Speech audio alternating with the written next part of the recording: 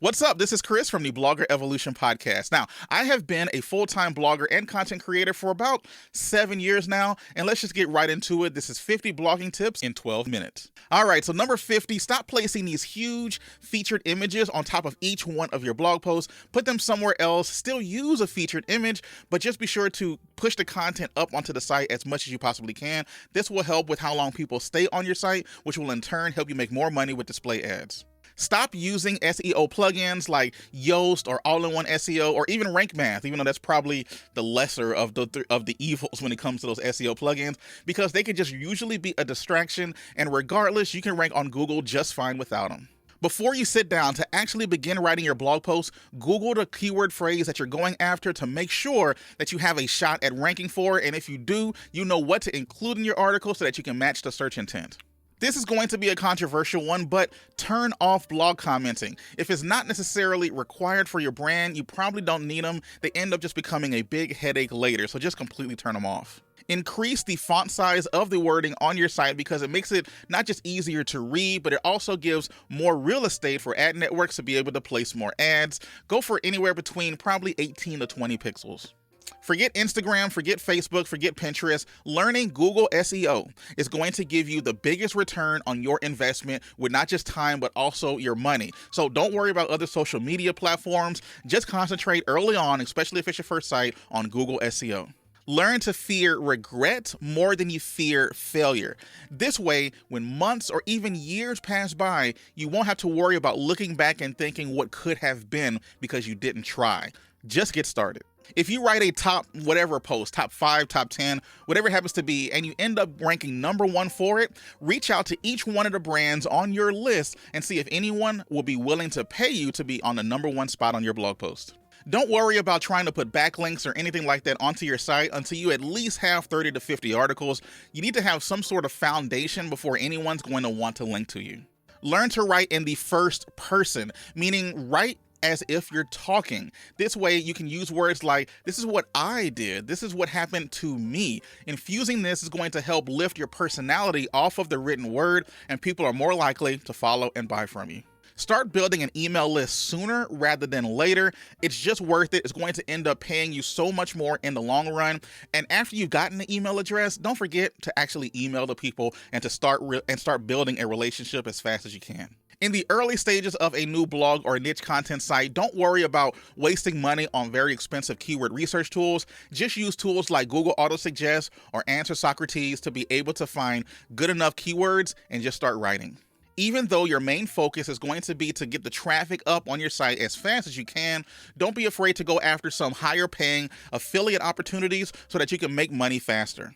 To help with that, I have some really good affiliate marketing training over on my course, Blog Builder Pro. Be sure to go check it out over at bloggerevolution.com/income. That's bloggerevolution.com/income. Write long-form content. There is many studies out there that show that the articles that usually rank number 1 are long-form, meaning they're at least 800 to 1,000 words, but don't let that hold you back. If you need to write a piece of content that's at least 2,000 words to be able to win that number 1 spot, just go for it.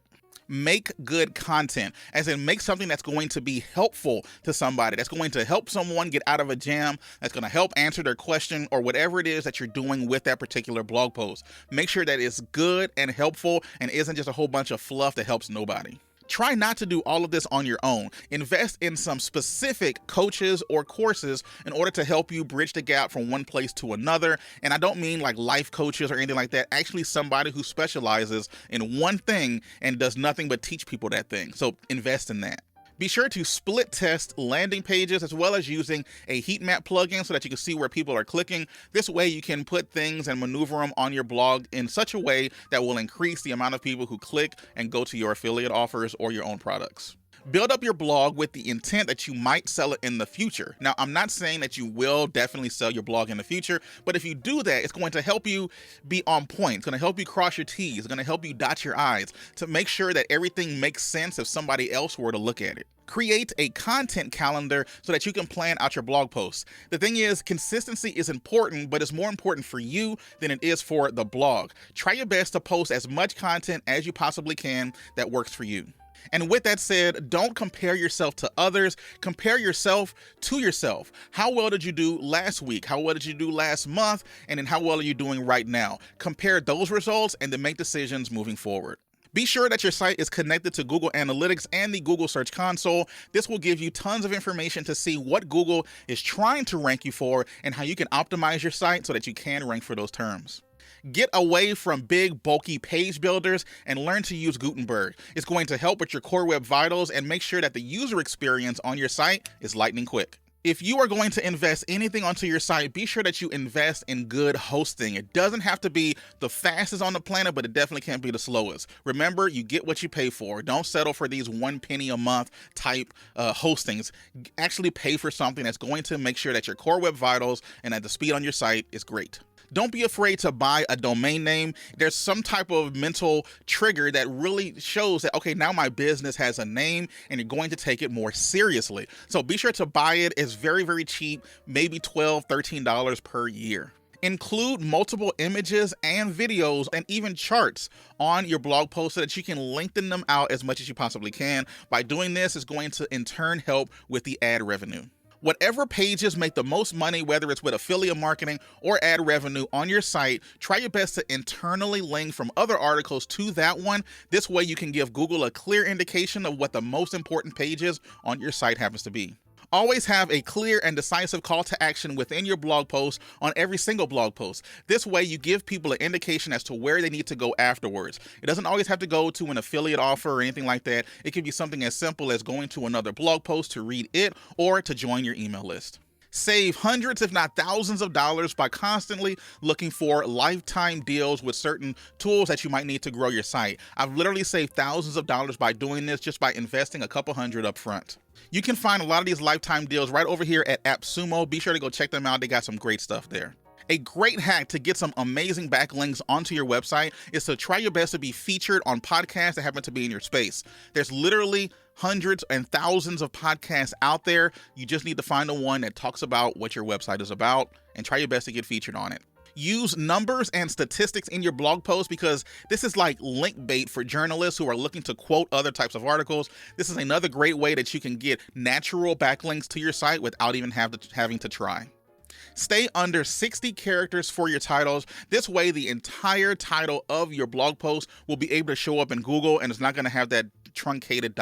look. Increase the readability of your blog post by making sure that you have only 1 to 2 sentences per paragraph. This isn't school. You don't have to have 5 complete sentences, 1 line or 2 lines, and on to the next paragraph. Monetize your site with ad networks. This is something that actually took me a while to figure out, but it's a great way to earn passive income and earn money on each one of your blog posts. One of the better ones out there is Ezoic. I'll be sure to put a link down in the description so that you can check out the trainings that they have that will help you make more money with your site faster.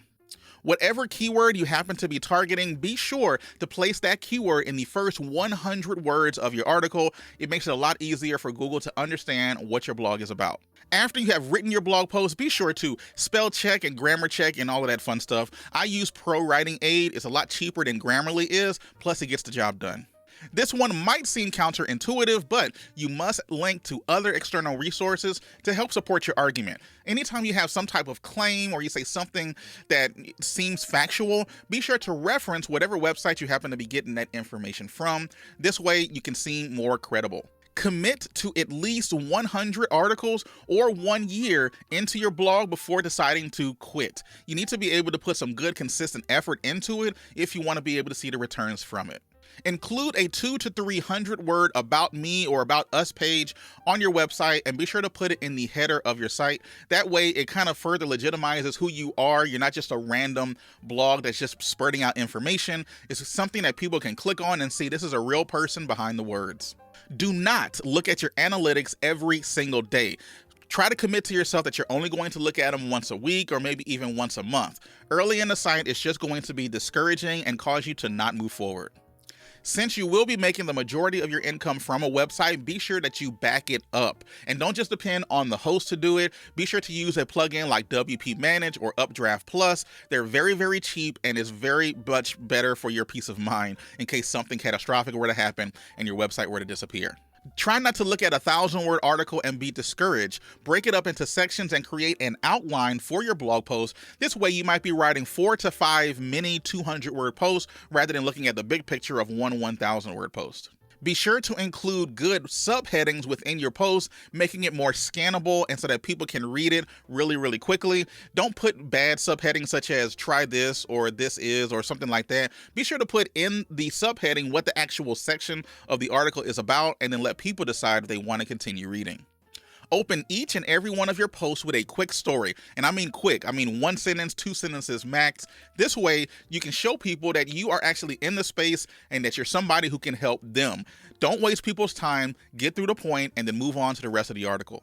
On each image that you place in your blog post, be sure to include the alt image information. This is just going to give Google more information about what's in the picture. Remember, Google is a computer. They don't know what they're looking at. But if you can give some type of confirmation as to what they think they see, it's going to help them push it out to more people. Your blog is a business, whether you have a business checking account or not. If you started it, it's a business. So be sure to track every single dollar that you are spending to help grow your blog. This way you can save it for taxes and get write-offs in the future.